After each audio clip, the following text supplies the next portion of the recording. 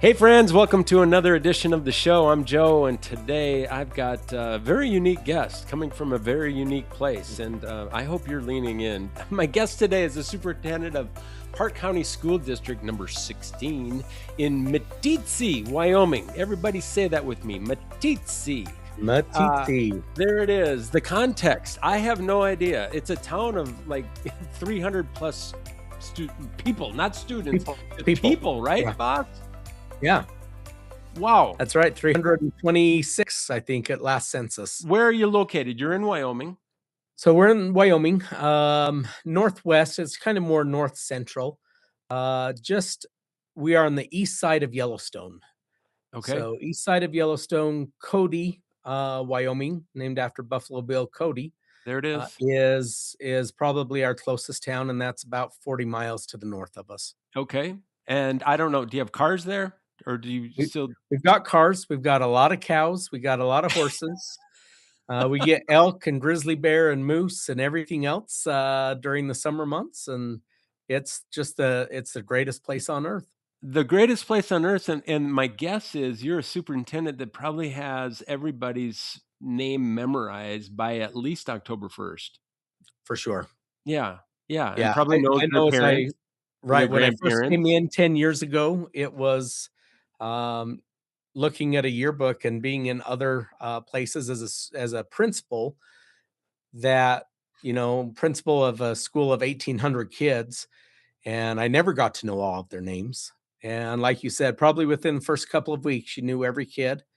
Have been in most people's houses just to visit and say hi and know them. I would say all of our parents in one way or another. And yep, very tight knit community. We fight like family and we love like family. Oh, love that. So you're superintendent of schools, but you also call yourself a PBL innovator, right? Yeah. Maybe even before you call yourself an administrator. So you sit on the board of Northwest College, and you chose repeatedly. My guess is repeatedly to stay in a town of 300 plus people when you could have been probably anywhere else. So what's keeping you there, boss? I think the reason that I stay here is because of the relationship piece that you're able to build. We talked about that a little bit, just the small size. But for me as a superintendent, I can't imagine being a superintendent and not being able to be in a classroom with kids every single day. I think another thing that grounds me here is I have the opportunity to teach on occasion.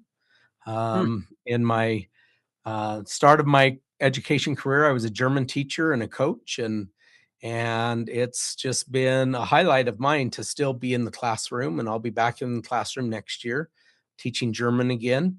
And I think the kids start to see as a little bit different than the district administrator, and certainly teachers start to see that you're going through the same stuff that they are.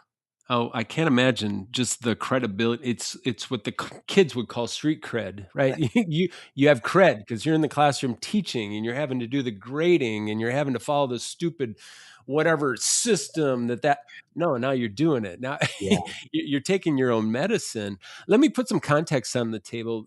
The industrial model, which I get up every morning to just push it away from all systems, all people, but that American education, it was designed for scale. It was right. age graded classrooms, Yep. standardized content, seat time, the unit of learning.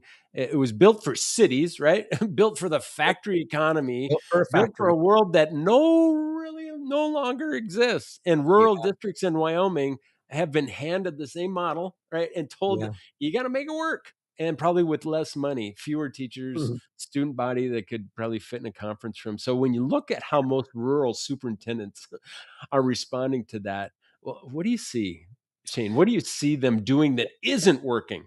That you're saying we're just going to do it differently? Because I see you as a bit of a troublemaker out there. Good trouble. Probably, I probably am the troublemaker of the group. I think that I was very blessed to have such a forward-thinking school board. So my bosses, who came in and said, "We are a farming, ranching community.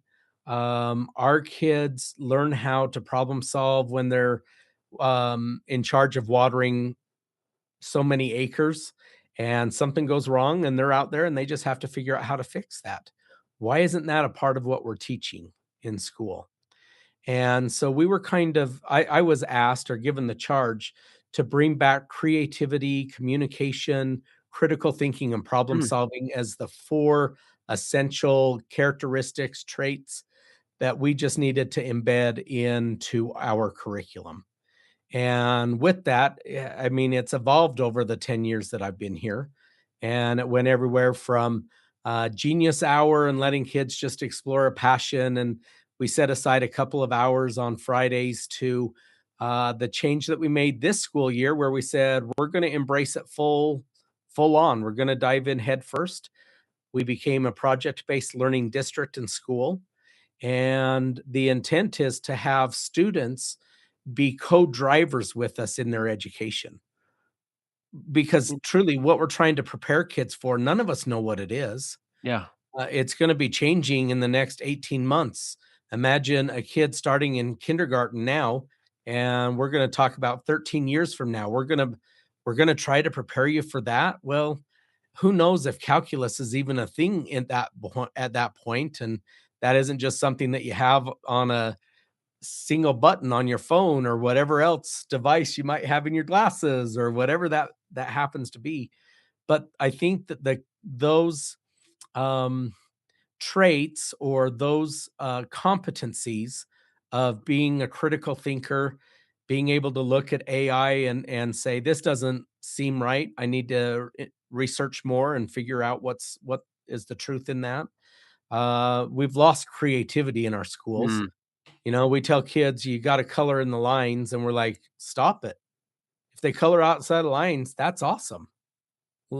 Let them explore what it is that they want it to be, and so just really bringing student voice and choice to what we're doing. And I think that rural small districts, even if they're not rural, but small districts that have a local board that embraces concepts outside of the traditional thinking in education, I think we are going to be setting our kids up to be the true designers of the future. Have you had to have any wrestling matches with your own state Department of Education because of some of those things that you're implementing?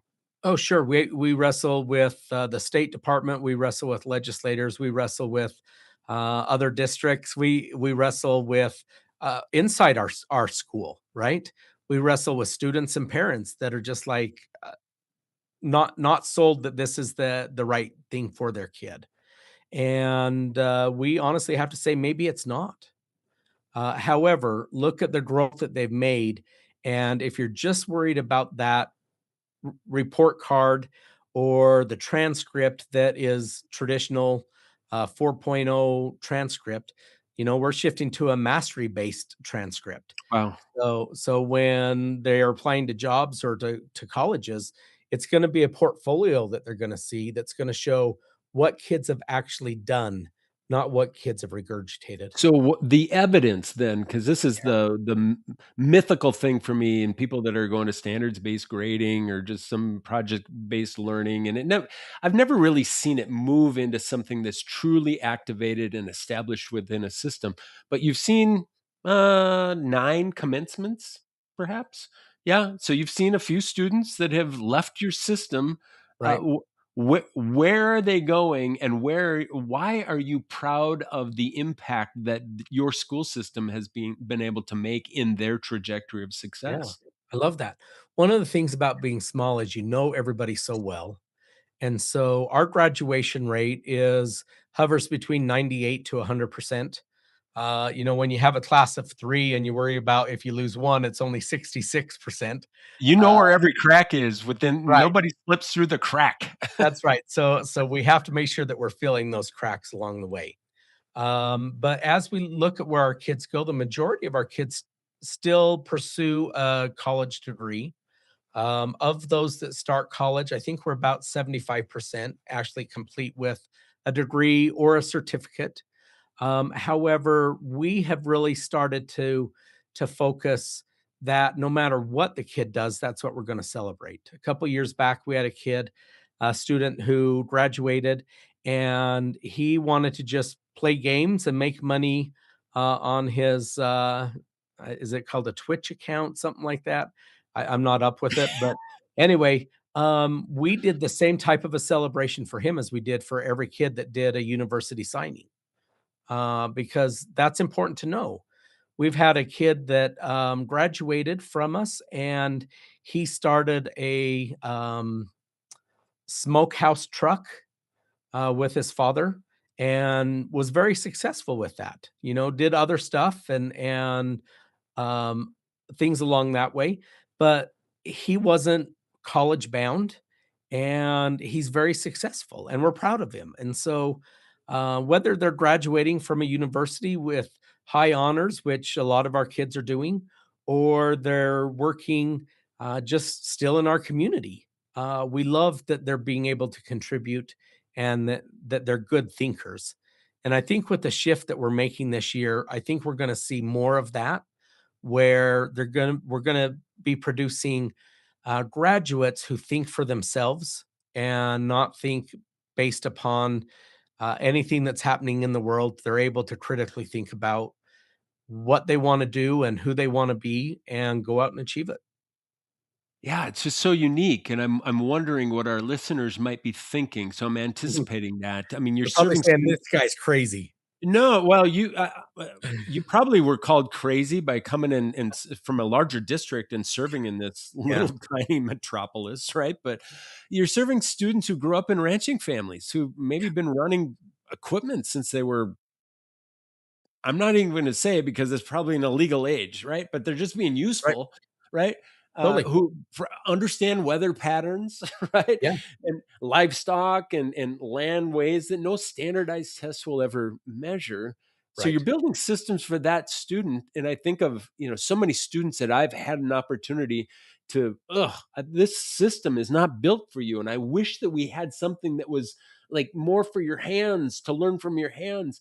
But Mhm. you're developing that, but you're also creating all the conditions for somebody that wants to go to a 4-year uh, uh, university college to get a degree.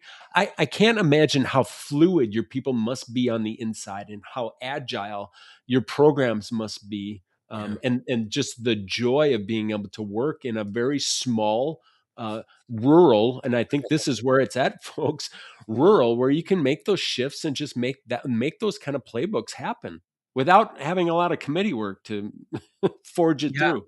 I think one of the best things that I've seen this year is we have really been cognizant about involving the students in what we're doing. And so when you say not a lot of committees, we actually have more committees now than we've ever had, but they happen during the day, and it's teachers and students getting together. And we were discussing, we actually put a committee together that looked at our schedule and our graduation requirements, and students were on there, parents were on there, teachers were on there. And as administrators, we just got to facilitate it and said, you guys build the system. Here's the parameters, and you build it.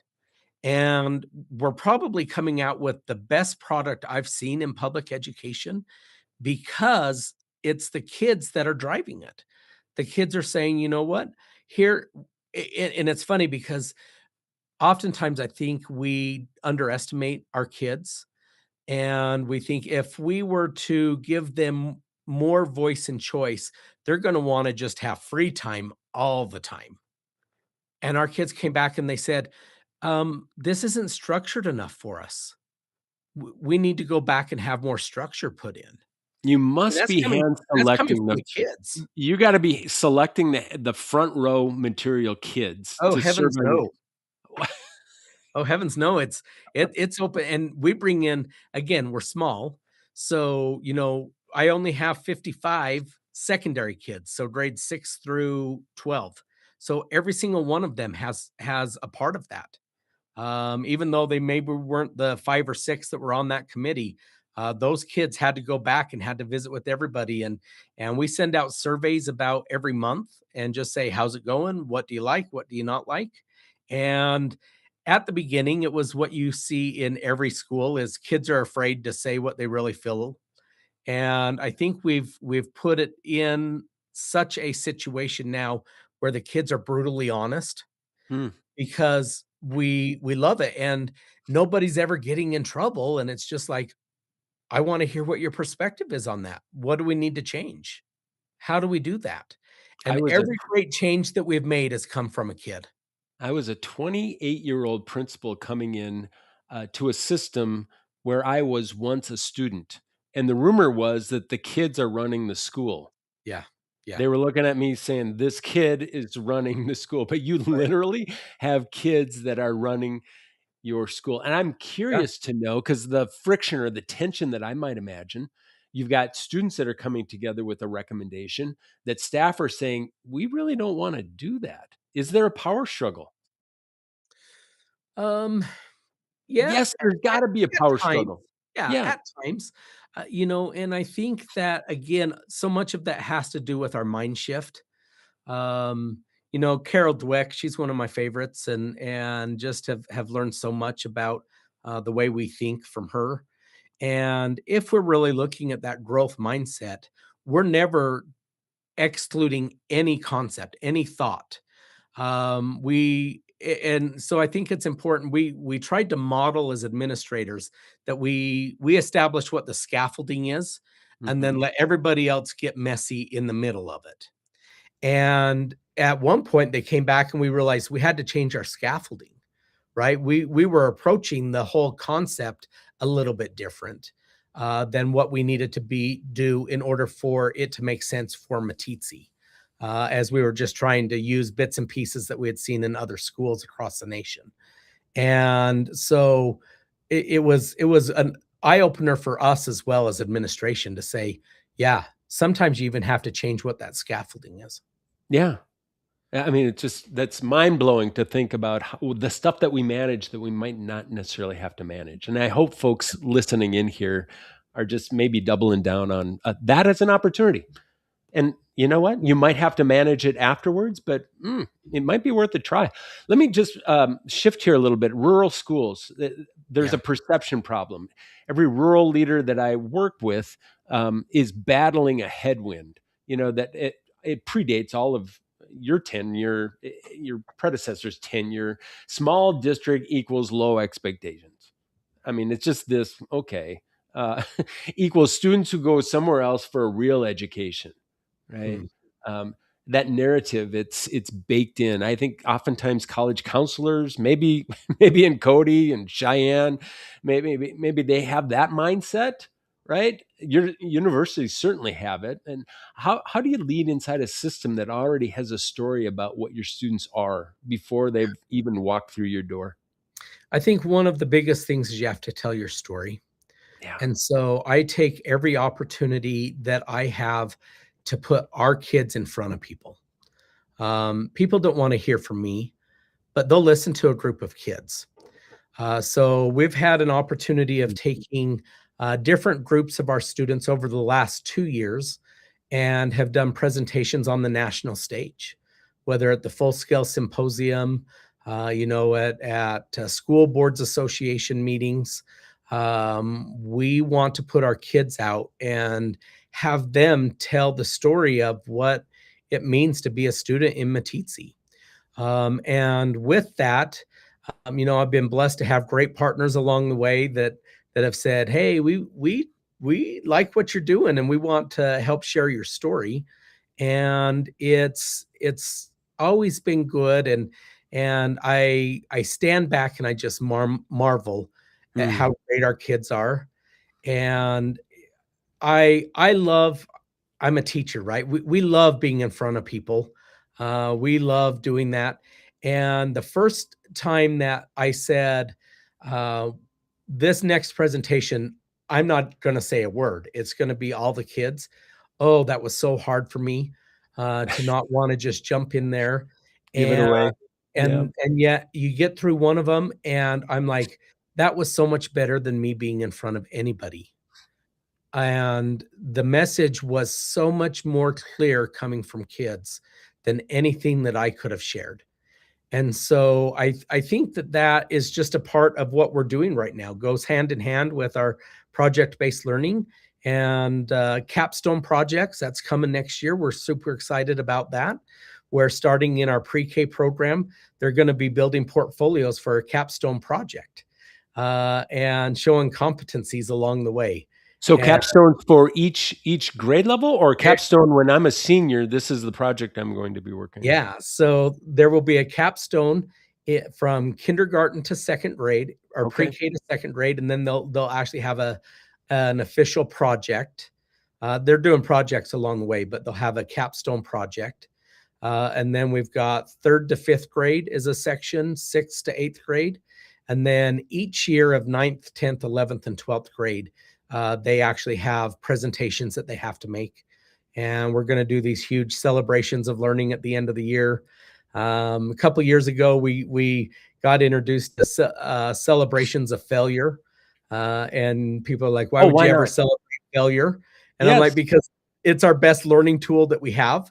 So if we can celebrate that I failed at this, but I didn't give up, I mean, that's a celebration. So, Love it. we celebrate a lot too. I love it. I love it. So I want to think, I'm a potentialist. So I think 5 years down the road, um, maybe you've discovered AI by then. That's a joke. That's a joke. Right. Maybe Wyoming has, but Yeah. consolidation pressures, they've gotten stronger, right? Not weaker. The state is having the same funding conversations as it's probably had in the last 30 years, Yeah. right? But Matizzi School is still standing Yeah. and still leading in this whole capstone projects, doing PBL. What does it look like, and what has to be true for that to continue to happen? Number one is the board. You have to have a locally elected board, or even if it's regionally elected, you have to have a board that embraces that, Yeah. that recognizes that a standardized test, which is how most people rank schools and districts, means nothing to a kid because it's never gotten a kid a job. It's never probably gotten them a scholarship. Maybe there's some that, do real well on an SAT and an ACT, and they're getting scholarships because of that. But a state standardized test, never. So you've got to have someone that says, we've got to be preparing our kids for the future, and a future that we don't even know what it's going to be. And so that's why it's so important for me to have the kids as partners driving that. I think that's a great place to step off right there and move into this. Not that this wasn't fun, it was quite energizing and quite insightful. Thank you so much. We're going to move into this thing called the lightning round.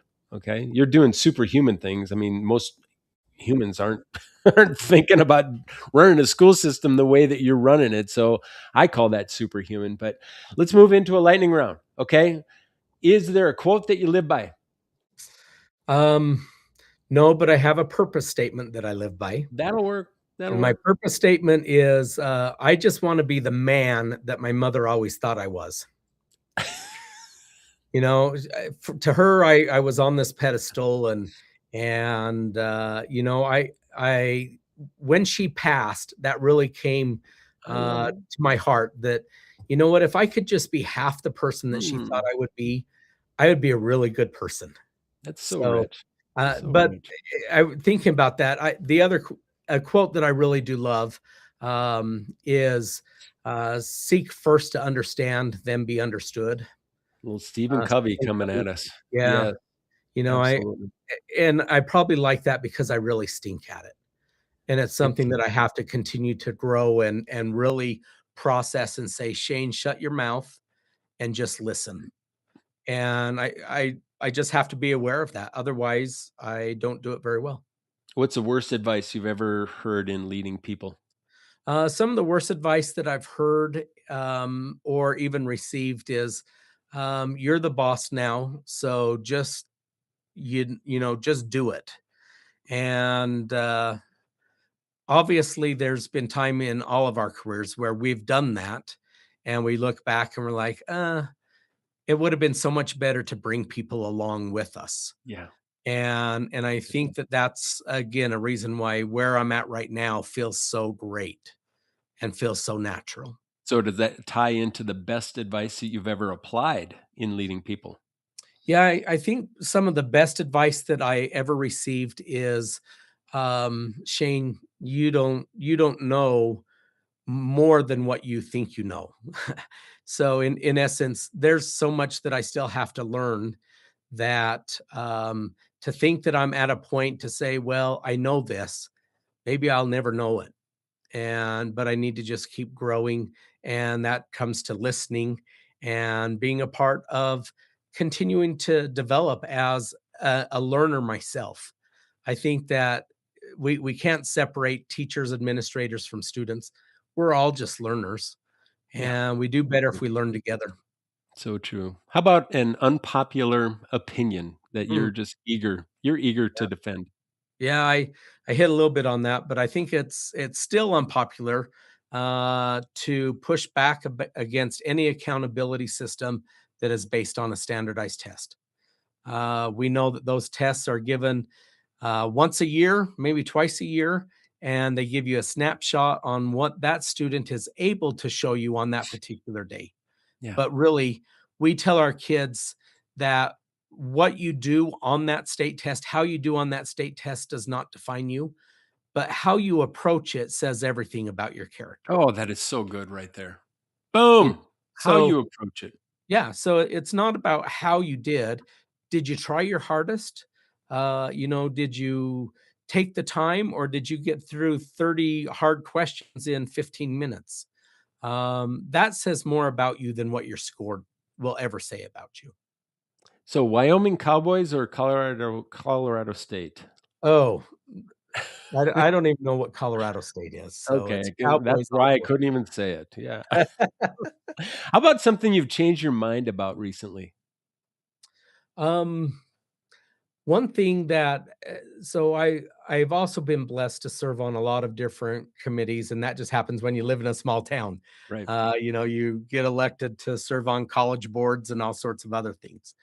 But one of the things is we have a strategic doing team, and we're looking at how do we revitalize our community. How do we bring in new families? And yesterday, one of our partners in this indicated that maybe we're approaching things a little bit wrong as we're thinking about investors and trying to invite people to come and invest in our community. Maybe we need to take our community plan and say, hey, what are we getting wrong?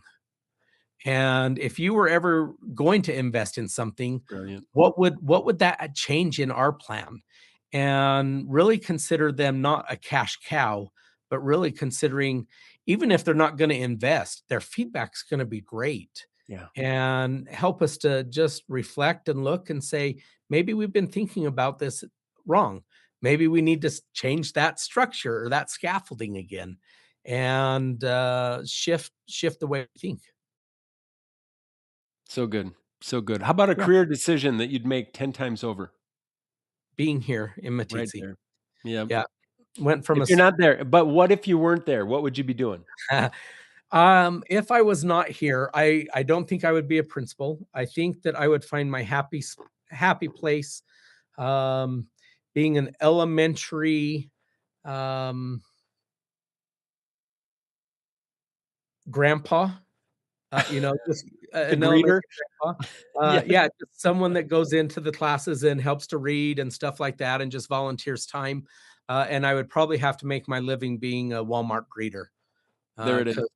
that'd be great to just be out meeting people at all the time. And, you walk into Walmart and you expect to see certain things. You don't expect to see somebody smiling at you when Yeah, you walk in. there it And is. that could change the whole climate of a Walmart. How about a word for Park County School District's future? Yeah, I think the word that I have continually changes in my mind, but I'm going to stick with growth. And I don't mean necessarily increasing population, although we want to do that. I'm just talking about the growth of each of us as individuals in Park County 16, pardon me, at Matitsi School and in our community. I think we just need to realize that we can all grow together. We're never done learning. And if we can teach that to the upcoming generations, we're going to be in good hands. Love that. Yeah. Superintendent Ogden, everybody, thanks for tuning in today. I think the general lesson here, and there's so many golden nuggets. If you're a superintendent, if you're a school leader, if you're leading anything, the question isn't whether you have the resources. We're just sitting and waiting for the right resources to do the thing. I love the fact that you said you have a strategic doing group. I was like, I get that. I get that. So it's not about waiting for the resources to do things differently. The question is more about, are you willing to stop using your constraints, right? Yeah. As a reason not to try. I really loved your student-centric approach to all things, which means you actually involve them. You invite them into core decision-making processes. So Yeah. if people want to learn more about your district, if they want to just learn more about how crazy you really are, how do they find the system, and then how do they find you? Yeah. So our everything is just through one website for us here, and we're talking about small rural. I'm the webmaster as well. So if you see something on there that you don't like or is broken, let me know. Um, but it's PCSD 16, Park County School District 16.com is our website. Shane Ogden on LinkedIn. It is a .com website, It is a .com. because some Yeah. people, like I did, oh, he messed up. No, No. it actually is a .com Yep. We have website. .orgs as well, but we just know that .com is so much easier for people. So we bought that domain and are use that. I think one piece that I just throw in at the end here that you kind of hit on is any advice that I would give to any leader is, as a leader, I think it's our job to remove the obstacles. So it's not to be putting obstacles in people's places. Yeah. I think that it's our job when they come up and say, "Hey, I want to do this." And you're like, "Well, here's 5 reasons why we can't do that." Our job is to figure out how do we get rid of those 5 ways so that we can do that. And that takes um it takes backing of your bosses to Mhm. say, "Yep, try it. Let's do it." And that's a good thing. So It's the other thing really, is really we hard. invite anybody to come and see us and visit with us because we learn more from you than what you're probably going to learn from us when you come. And we don't charge people like a lot of those other places do. Well, I'm We, gonna pack up the we just want to RV and we grow. might be heading to Wyoming to go I check love it. out this mysterious place. I love it. Mysterious We also place. have a world famous chocolatier in town. Amelia Earhart, she had a cabin that she built up the road, and so there's some great stuff here. That's amazing. Thank you, sir, for spending some time Thanks, with Dr. us Joe. today. All right, this was fun. Keep your dukes up in the rural in the rural parts of. Say it again. Meeteetse, Wyoming. Meeteetse. There it is. There it Meeteetse. is. There's the